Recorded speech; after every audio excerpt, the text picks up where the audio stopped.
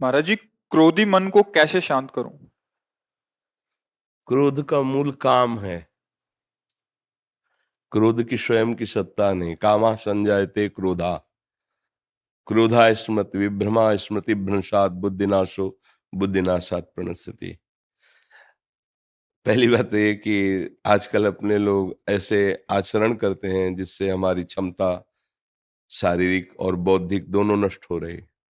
खान पान और ब्रह्मचर्यहीनता, जो दृष्टि में ही नहीं देखा जा रहा, उस पर सुधार ही नहीं किया जा सकता। क्योंकि छोटे छोटे बच्चों के पास मोबाइल है, छोटे छोटे बच्चे गंदी हरकतें करके अपने को नष्ट कर रहे हैं। अब कैसे, जब नींव ही खराब है तो हम महल की बात कैसे कर सकते हैं कि बहुत बढ़िया बिल्डिंग बन सकती है? अगर संयम से रहा जाए, गृहस्थ भी ब्याह भी हो जाए तो भी संयम से रहा जाए, खान पान पवित्र किया जाए और प्रभु का नाम जप किया जाए, तो हमारी निर्णायक गलत है। हमें क्रोध कब आता है? जब हमारे निगेटिव प्रतिकूल कोई बात होती है। मतलब पॉजिटिव अनुकूल में कभी क्रोध आया है क्या? आप देखो, आ ही नहीं सकता। जब हमारे कोई विचार पॉजिटिव हो, अनुकूल, व्यवस्थित, तो फिर हमें क्रोध आएगा ही नहीं। तो जिसको हमने प्रतिकूल और निगेटिव माना है, उसका निर्णय करने वाली अगर हमारी बुद्धि ठीक हो तो हम अपने आप को बचा लेंगे और सामने वाले को भी बचा देंगे। पर वो बुद्धि इतनी अपवित्र हो गई, असमर्थ हो गई, कोई ठीक निर्णय नहीं कर पा रहे, तो फिर हमें गुस्सा आ जाते हैं, लड़ाई लड़ते हैं, या मन से उसका अनिष्ट सोचने लगते हैं। हर तरह से हमारी भी हानि है, उसकी भी हानि है। जिसने हमारे प्रति नकारात्मक चेष्टाएं की तो उसकी हानि होगी कि नहीं ये तो पता नहीं, पर अपनी हानि तुरंत होने शुरू हो जाती है जब हम क्रोध करते हैं। हृदय जलने लगता है, विचार गंदे होने लगते हैं, भावना हमारी हमको जलाने लगती है। इसलिए ना तो उसके लिए ठीक है और ना अपने लिए ठीक है। तो इसको मिटाना ही हमारे लिए कर्तव्य है। और ये पवित्र बुद्धि विवेक के द्वारा मिटाया जा सकता, दूसरी कोई दवा नहीं। विवेक के द्वारा, अगर विवेक हो जाए तो बात बन जाए। विवेक होने के लिए सत्संग में विवेक प्रकट होता है, पर उसको धारण करने की भी तो क्षमता होनी चाहिए। बिन सत्संग विवेक ना हुई, सत्संग से विवेक होगा, पर वो विवेक धारण तभी होगा जब बुद्धि पवित्र हो। बुद्धि पवित्र तभी होगी जब आहार पवित्र हो, संग पवित्र हो, आचरण पवित्र हो, विचार तभी हमारे पवित्र होंगे ना। अब हम कैसे बताएं? गंदे भोजन करना, मनमानी आचरण करना, गंदे दृश्य देखना, गंदा व्यवहार करना, गंदा विचार रखना, अब कैसे सुधारो, कैसे सुधारो? क्योंकि नींव गड़बड़ हो रही। अपने जितनी भी नई पीढ़ी है वो गंदे नशों में जा रही है, गंदे आचरणों में जा रही है, गंदे व्यवहारों में जा रही है। वो ब्रह्मचर्य को कुछ समझ ही नहीं रहे हैं, उसको एक खिलवाड़ समझ रहे हैं, मनोरंजन समझ रहे हैं। क्षमता अध्यात्म की तब आवे ना जब थोड़ा संयम होना। अब जैसे कोई आ कहता है हमें भगवान की अनुभूति कराओ तो माने, यार पूरा जीवन हो गया उन्हीं की अनुभूति के लिए तो चले हैं। ये जितने महात्मा हैं ऐसी अनुभूति हो जाती है कि ये करवाओ, ये कोई ये थोड़ी कि थोड़ा टेस्ट करवाओ तब हम चलेंगे। उसके लिए तुम्हारी जबान भी तो ठीक होनी चाहिए।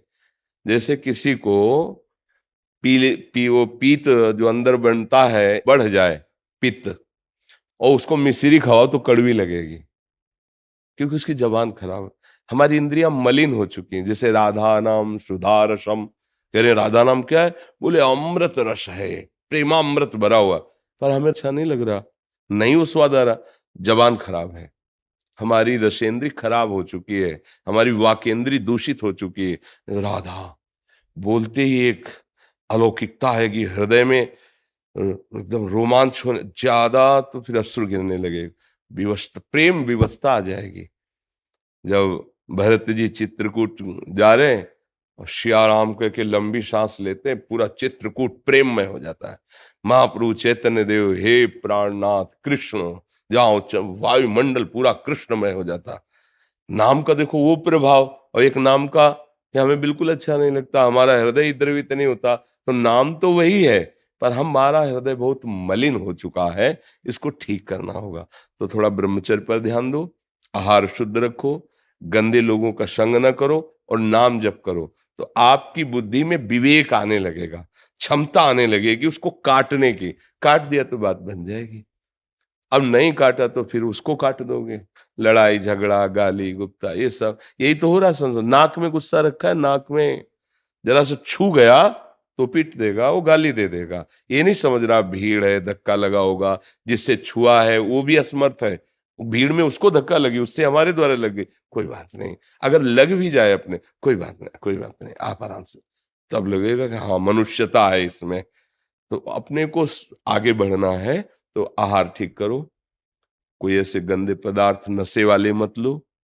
अब जैसे शराब पी ले, फिर सोचे क्रोध ना आवे, शराब पी लेने पर अहम इतना बढ़ जाता है, अब अहंकार बढ़ चुका है, तो सारे दोस्त उसमें बैठे हुए हैं, अब आप जरा से छेड़ दोगे तो फिर लड़ाई झगड़ा शुरू। तो अब वो बुद्धि जिसने शराब पी है, क्या कभी वो ठीक निर्णय कर पाएगी ना पीने पर भी? क्योंकि मलिन तो हो गई ना। अब जो मांस खाई हुई हिंसक वृत्ति प्रकट करने वाला भोजन है, भले आपने हिंसा नहीं की, लेकिन उसकी हिंसा हुई है, उसमें आप सहयोगी हैं क्योंकि आप खा रहे हैं, तो आपकी बुद्धि क्या करेगी? हिंसक बनेगी, उसमें क्रूरता आएगी, निर्दयता आएगी।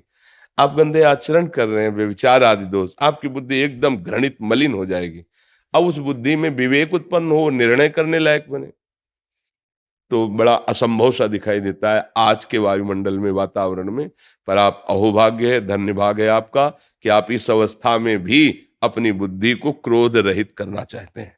तो नाम जप करो, अच्छा आहार करो, और जब कभी कोई क्रोध दिलाने वाली बात आवे तो निश्चित समझो आपके किसी पाप का नाश करने के लिए वो भगवान लीला रचे, चुपचाप बचा के निकल जाओ, अपने को भी और सामने वाले को भी।